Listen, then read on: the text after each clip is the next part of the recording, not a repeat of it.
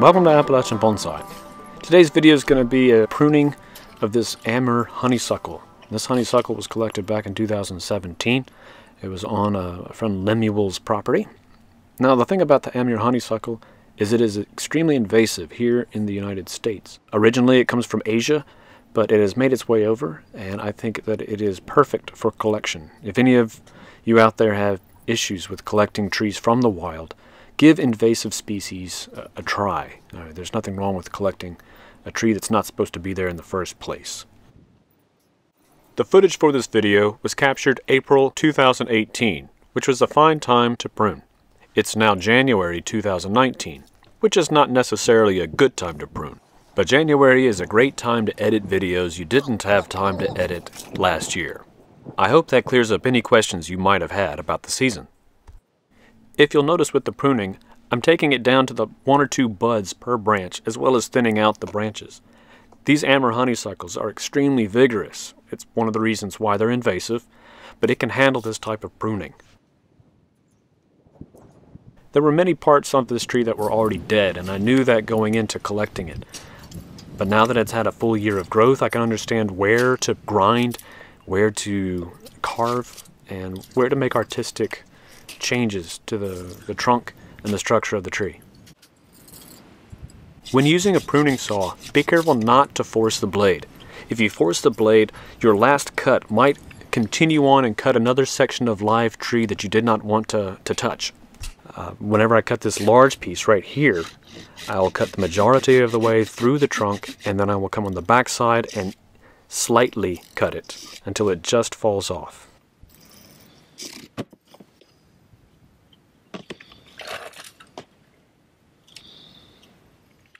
There are many ways to carve up a tree, but I'm going to be using a 4-inch wire wheel. Now, this wire grinder is often used for getting metal. It does a pretty good job of carving up old deadwood too.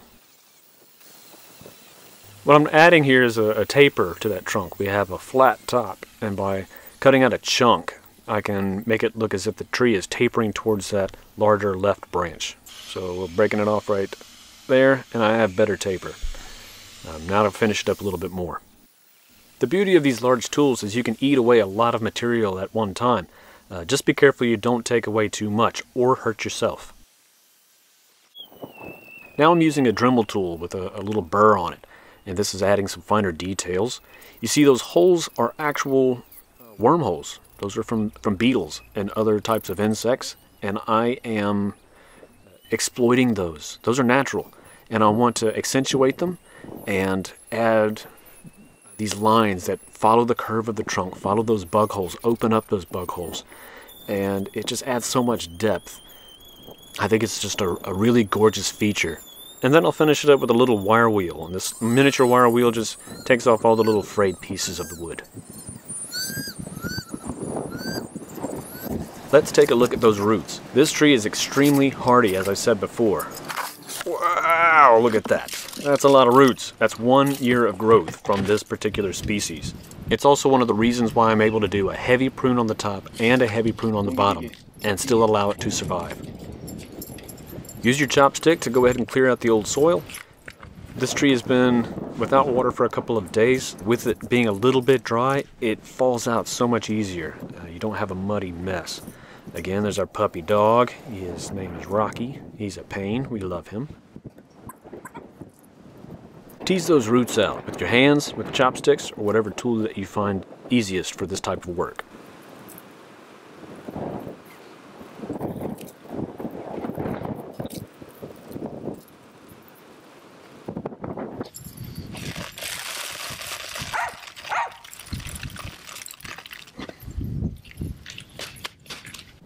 As you work your way underneath the root ball, you can find some roots that can be removed.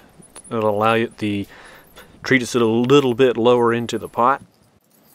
A nice sharp pair of bonsai pruning shears can make really quick work of these wide outer roots. Here's another large root that needs to be removed. It has some smaller fine roots that are coming off the sides above my cut. This makes sure that the root stays alive, and I can get it again into the pot.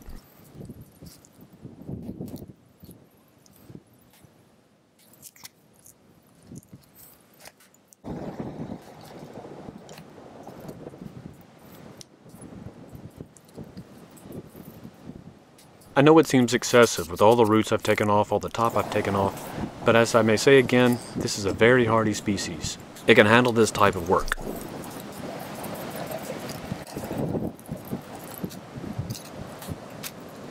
Okay, so now that I have the roots pruned up, I can put them into a pot.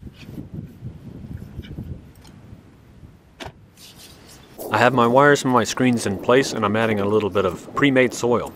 My soil mixture is 3 parts Turface MVP, which is a type of fired clay, 3 parts of pine bark, 2 parts Diatomaceous Earth, and 1 part Coarse Mason sand. I have this sifted between 2 and 6 millimeters. Check the description for those items if you need to look at them again. You'll notice I'm adding a little bit of plastic tubing to this wire. This is airline hose, which goes with a lot of aquariums. I'm using it to protect those roots so that as it grows it doesn't form around that wire, sometimes known as wire bite. And then you pull and twist.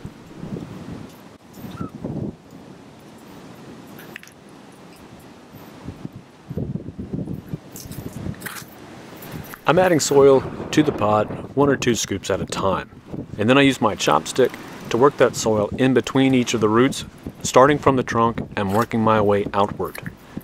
If you've watched any of my previous videos, I mentioned about working the chopstick up and down, wiggling it from side to side. Sometimes you can tap the sides of the pot with your fist, and that all helps get that soil in between those fine roots.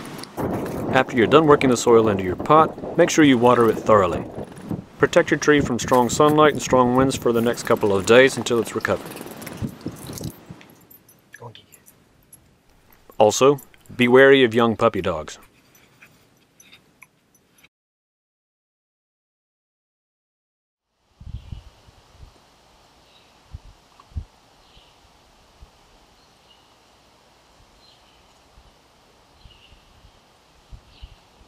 I hope you've enjoyed this video. Like and subscribe because there's more to come. Thanks for watching.